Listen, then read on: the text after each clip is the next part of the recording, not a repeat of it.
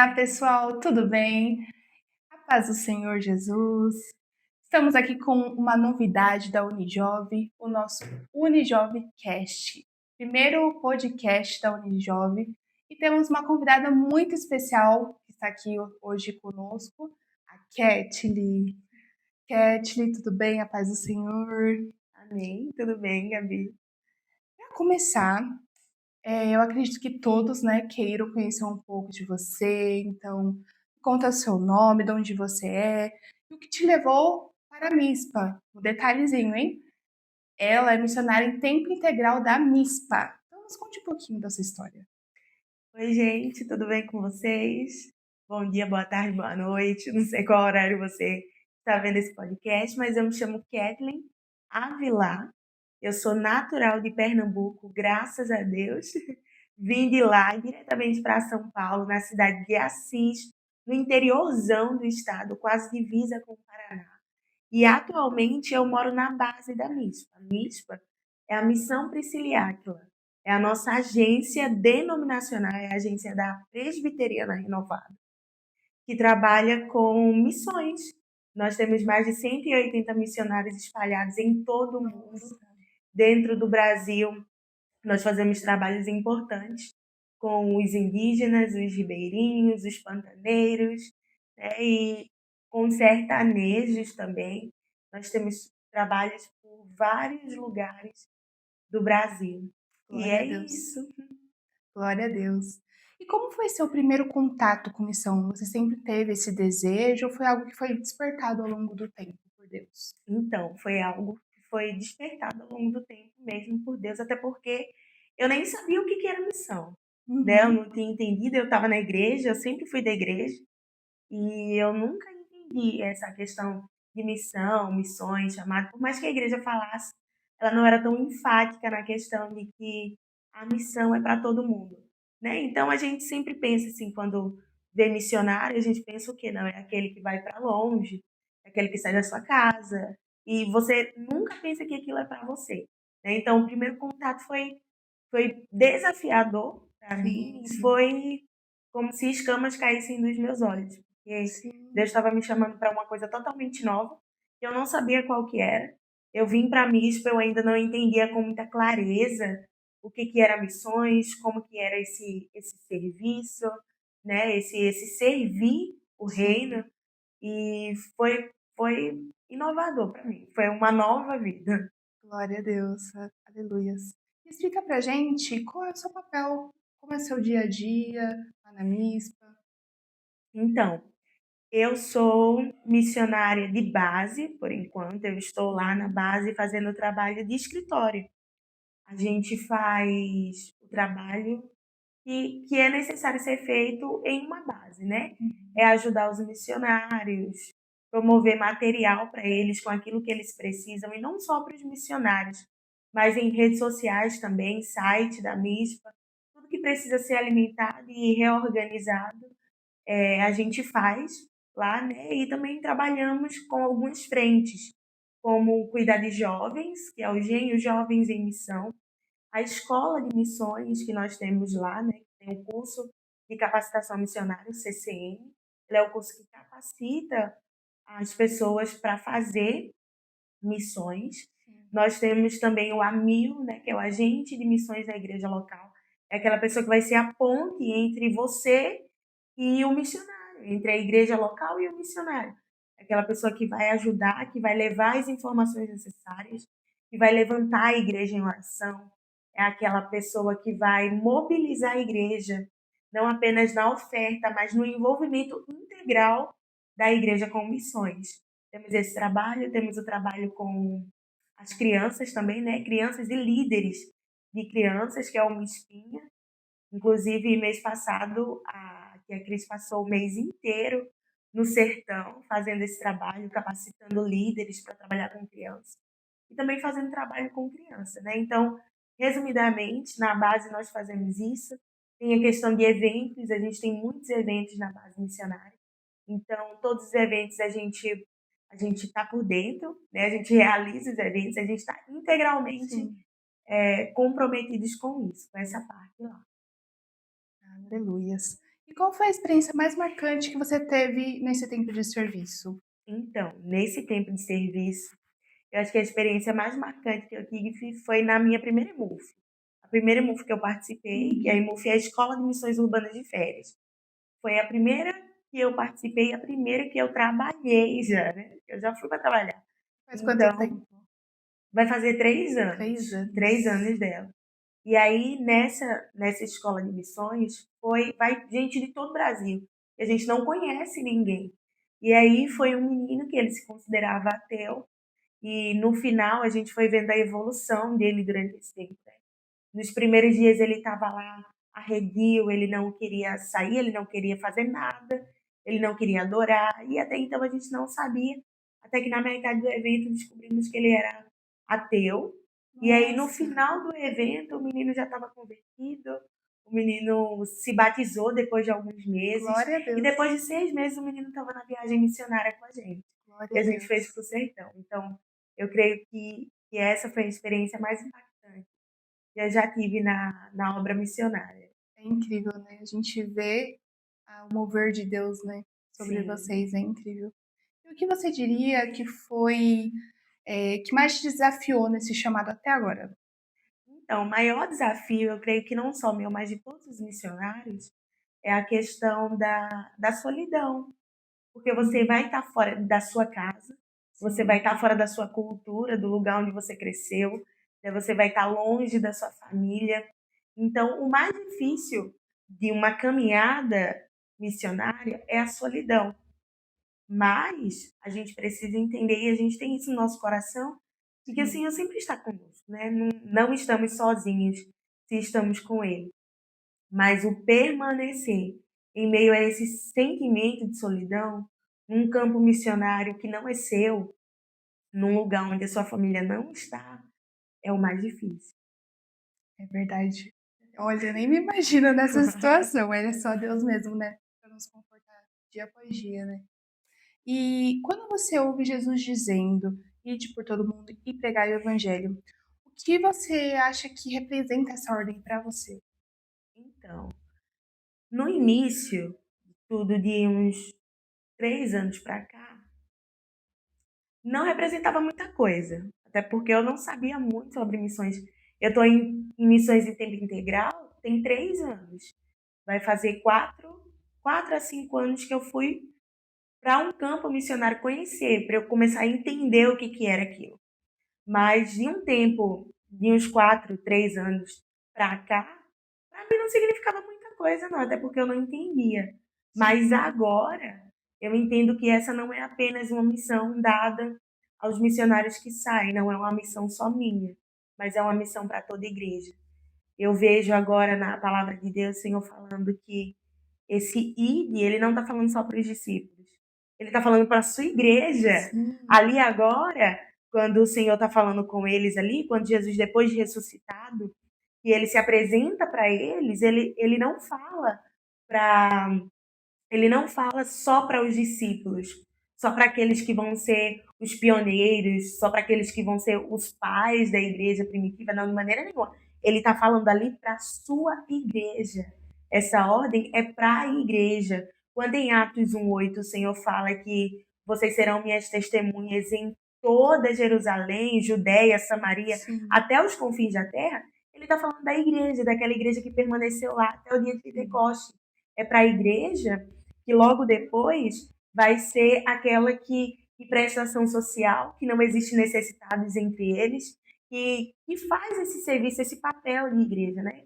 Então, esse chamado não é só para pessoas que saem, é para as pessoas que ficam também, é para as pessoas que estão ali na sua vida ordinária, na sua vida comum, na sua casa, na sua igreja, na sua comunidade local, vivendo e vivendo esse ir do Senhor. Né? sim, É necessário entender isso, que a gente faz missões enquanto a gente vai. Enquanto a sim, gente vai para o trabalho, para a faculdade, para casa, exatamente. para viajar, conhecer a família, enfim. É indo. É indo e anunciando o Evangelho.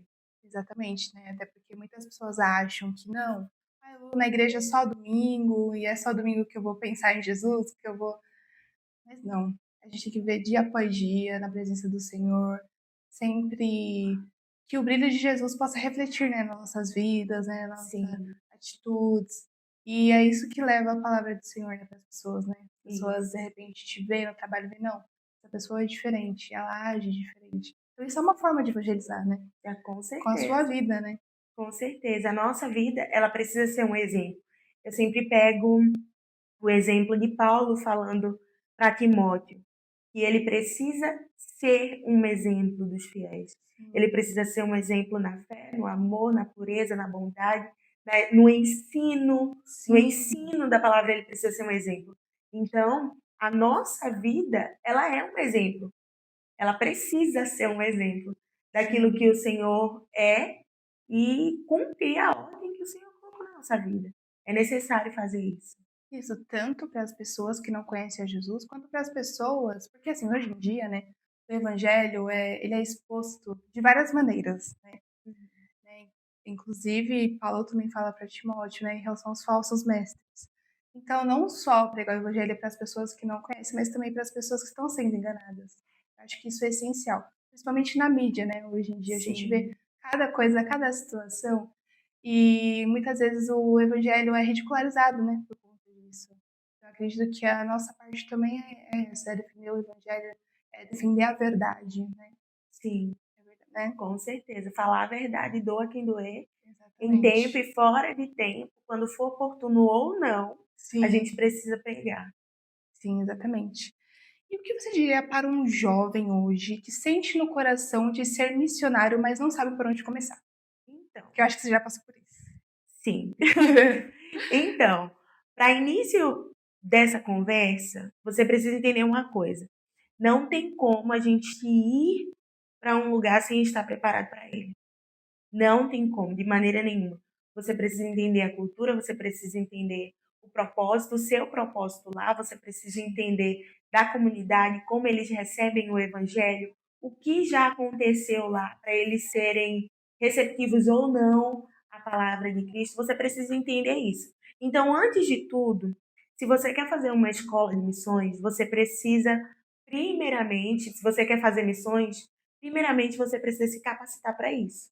Você Sim, precisa entender da sua fé, você precisa entender tudo aquilo que aconteceu, não apenas o que acontece agora, mas aquilo que já aconteceu lá atrás. Você precisa entender sobre o panorama de missões, sobre a história de missões, sobre a teologia bíblica de missões. Né? Você precisa sim, entender sobre isso para que você vá para o lugar que o Senhor lhe designou e faça um bom serviço e cumpra plenamente o ministério e aquilo que o Senhor confiou. Então, para início, você precisa fazer uma escola de missões. Você precisa entender melhor e solidificar sua mente e o seu coração nesse chamado que você tem. e como você falou, a MISPA tem, né, capacitação missionária. Você pode falar um Isso. pouquinho mais sobre isso? A gente tem o EMPA. A EMPA é a Escola de Missões Priscila Áquila. E abrange vários cursos, tanto para igrejas locais, né, para elas se envolverem mais com missões, quanto para pessoas que querem se capacitar para missões. E esse curso a gente faz em 3 modalidades. A primeira é online, que passa 10 matérias estudando com a gente, né? Essas 10 matérias durante 10 meses. A segunda, Presencial. isso, para iniciar. A segunda fase, ela é intensiva. Então, a pessoa tem que ir na base da MISPA, tem que passar 21 dias com a gente, aprendendo mais, e indo para a prática já também, porque a gente coloca para fazer evangelismo, ação social, o que precisar fazer, construir casa, derrubar casa, a gente vai fazendo, Eita faz o glória! serviço, e aí faz também a questão do viver em comunidade, né? A gente precisa Sim, aprender a viver em comunidade. sim, com certeza. Então, tem toda essa parte no intensivo. E a terceira parte é o prático, que é quando você vai para um campo missionário da MISPA, onde já tem um missionário fazendo e desenvolvendo um trabalho lá. E aí você vai e fica um tempo com ele, o mínimo da gente é 90 dias. Então você vai passar 3 meses fazendo esse prático, sendo testado, vendo se é isso mesmo que Deus quer para você ir alinhando algumas coisas na sua vida, né, com relação a isso, porque a todo momento nós precisamos nos aperfeiçoar em algo. Sim. E nós não somos perfeitos, pelo contrário, muito falhos, né? Então você vai trabalhando durante esses 90 dias e então, se isso for aquilo que Deus tem para você, a gente passa para a fase de ser o nosso missionário mesmo, né? De ir para um campo missionário, desenvolver um projeto. Claro que tudo isso é debaixo da direção do seu pastor local e da sua igreja local. Sua igreja local precisa lhe enviar para o campo missionário, porque a MISPA não envia ninguém, a MISPA prepara Isso é e muito dá o importante. suporte necessário Sim, para o missionário que vai estar no campo missionário. Mas quem cuida é o seu pastor local. O seu pastor local precisa estar ali, ele precisa ser mentoreado, ele precisa ser pastoreado. E quem faz isso é a igreja local que envia o missionário para o campo. isso é muito importante.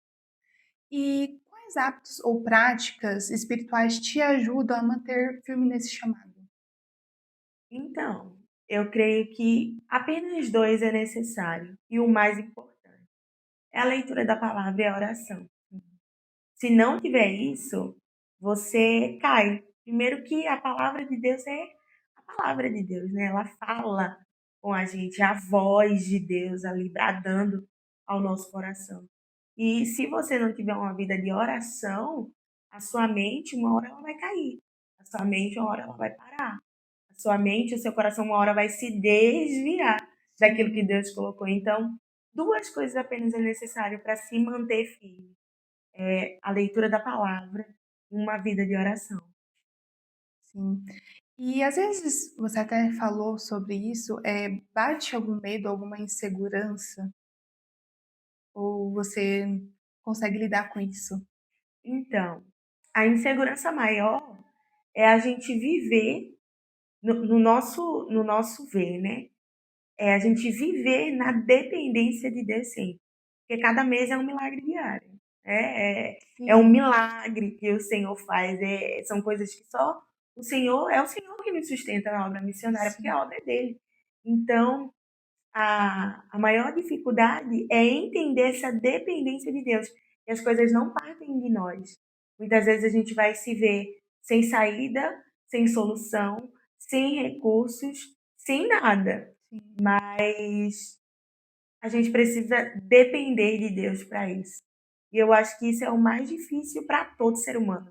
Porque a gente Sim, foi ensinado a ser autossuficiente. é A gente verdade. foi ensinado a ser independente. Então Sim. a gente quer isso, né? A gente quer ser independente, a gente quer ter o 2, 3 dias na frente, sabendo mais, sabendo o que, é Resolver que vai tudo. acontecer. Exatamente. Exatamente, querendo ter tudo resolvido e o que não for resolvido, a gente tem o controle da situação. Sim.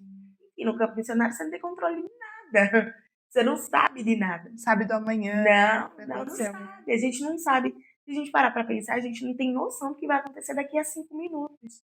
Imagina amanhã, né? É. Então, essa é a maior dificuldade. Insegurança a gente sempre tem, porque o mundo é difícil, né? Principalmente quem quer fazer o trabalho missionário, tipo eu tenho planos de sair do Brasil, fazer um trabalho missionário fora do Brasil, em um lugar que é perseguido, em um lugar que tem muita violência, muito crime, é um país super marginalizado, é um país muito difícil, né, para se viver lá. E eu quero ir para esse lugar. Então, assim, vai bater insegurança. Com certeza, vai. Chega dias que a gente para assim, Senhor, será que eu vou dar conta? Mas então, a gente não vai dar conta, né? Nós, por nós Por mesmos, nós, é. não vamos dar conta. Mas se o Senhor deu a visão, ele dá a provisão. Então a gente vai caminhando debaixo da provisão de Deus, daquilo que ele falou ao nosso respeito. Então, a insegurança, ela faz parte do ser humano, mas ela não deve ter lugar no nosso coração, ela não deve tomar espaço no nosso coração. Porque se a gente tem um Deus tão grande e fez tanta coisa e todas as coisas, não tem para que a gente ter insegurança em nós. Glória a Deus, é verdade. Mas o ser humano é complicado. Exatamente. O ser humano é complicado. E isso faz parte, né, da gente, o medo, todos esses sentimentos, né? A gente fala Uhum. que é um inimigo que a gente tem que combater, né? os sentimentos, nosso temperamento. E até a próxima pergunta tem relação com isso. Como saber se eu estou pronto o suficiente para evangelizar alguém? Porque muitas vezes a gente perde a oportunidade por não saber o que falar, não saber como agir, não saber o que eu faço. Então, nessa parte, a gente nunca vai estar pronto, a gente nunca vai estar preparado. Porque Deus disse que o Espírito Santo falaria através de nós. Quando a gente tivesse que falar alguma coisa, era o Espírito Santo através de nós. Mas eu vejo que há uma linha muito tênue nisso, porque nós precisamos nos preparar para isso. E como que eu vou me preparar para isso? Eu vou cursar teologia primeiro, eu vou fazer uma pregação, eu vou chegar lá com as coisas decoradas. Não, de maneira nenhuma. A nossa preparação como servo de Cristo é ler a palavra. É estar inserido na palavra, é entender da palavra. Porque o Espírito Santo não vai lembrar nada a gente daquilo que a gente não sabe. Ele só lembra daquilo que a gente sabe já, daquilo que a gente já leu, daquilo que a gente já viveu. Então ele vem e ele lembra isso pra gente. Então, a preparação que a gente precisa ter em relação ao evangelismo é ler a palavra, é estar em comunhão com Deus, é estar sensível a isso. Porque quando a gente entende que o mundo precisa de Jesus e a gente tem esse Jesus para dar para eles, nada mais importa. Não importa a nossa vergonha, não importa o nosso medo. O Luca Martini é um evangelista que eu gosto muito dele. E eu lembro que há muitos anos atrás ele falou sobre isso, sobre a questão do evangelismo. Por que as pessoas sentem tanto medo em evangelizar? E por uma coisa só, ou eles não acreditam naquilo que eles estão falando, né? Ou eles têm medo de receberem um não na cara. Então eu orgulho falando. Não é nada, não é nada que tenha a ver com Deus ou o Espírito Santo queira falar com a pessoa. É o seu medo. O maior empecilho para a gente evangelizar é nós mesmos. É verdade. Por quê? Porque a gente fica, eu tô com medo, e se a pessoa não quiser ouvir? Ela não quer ouvir a palavra de Deus, ela não tá ali rejeitando. Ela tá rejeitando a palavra de Deus. Então não tem para que a gente ter esse orgulho disfarçado de medo e não evangelizar, né? E não falar de Cristo. Paulo fala para Timóteo, prega a todo momento. A todo momento. Quem quiser ouvir, quem não quiser, você vai estar pregando. Faça a sua parte, cumpra o seu papel. E esse é o nosso papel, a gente precisa fazer isso. Mas, estando preparados em Deus, entendendo da sua palavra, tendo comunhão com Ele e não dando lugar para a carne. Porque o nosso maior inimigo não é o diabo. Embora pareça que sim, não é. Não. Somos nós mesmos. Aqui, Verdade. ó. Meu inimigo sou eu. É a carne. Então. Olha, jovens, Deus está falando, hein? Então, o nosso maior inimigo é nós mesmos. A gente tem que romper com o nosso eu, com todo o nosso ego, para pregar a palavra. Para falar aquilo que Deus quer que a gente fale. Para ser canal de bênção. Tanta gente morrendo de sede por aí e a gente conhece a fonte de água viva. E a gente está retendo para a gente, por quê? Porque a gente tem medo de falar, a gente tem o orgulho de não querer levar não. É verdade. Ainda mais no Brasil, né? Que tem tantas religiões, são tantos pensamentos. E a gente ainda pode falar. Ainda. Verdade. Porque vai chegar um tempo que a gente não vai conseguir mais falar. Tá vendo a Bíblia aqui? Vai chegar um tempo que ela não poderá mais estar aqui. Vai chegar um tempo que a gente não vai poder mais falar de Deus. Então, enquanto a gente ainda tem, a gente precisa fazer. Isso mesmo, o tempo é hoje de pregar a palavra de Deus. E tem algum versículo, algum conselho, alguma palavra que você costuma carregar com você como lembrete da sua missão? Tem sim. E é 1 Timóteo 4:12. Vocês já devem ter percebido que eu sou apaixonada por Timóteo. Apaixonada. Inclusive, eu estou estudando agora. E 1 Timóteo 4:12, Paulo fala assim para Timóteo: ninguém o despreze pelo fato de você ser jovem. Antes, seja exemplo para os fiéis na palavra, no procedimento, no amor, na fé e na pureza. Então, assim, eu não sou tão jovem mais, mas eu só tenho 25 anos. Então, muitas vezes, muitas pessoas vão querer, e até nós mesmos, porque muitas vezes a gente se coloca no lugar de. A gente costuma colocar os outros como vilão, mas na verdade não, às vezes é a gente mesmo que se coloca nesse lugar de, eu sou muito novo, eu não consigo. É a síndrome de Jeremias. Eu sou novo, eu não sei falar, eu não sei o quê. Não! Ninguém o despreze por isso. Se a gente aprendeu da palavra de Deus, se a gente vive a palavra de Deus, se a gente lê, se a gente tem um relacionamento com ele, a gente precisa ser um exemplo.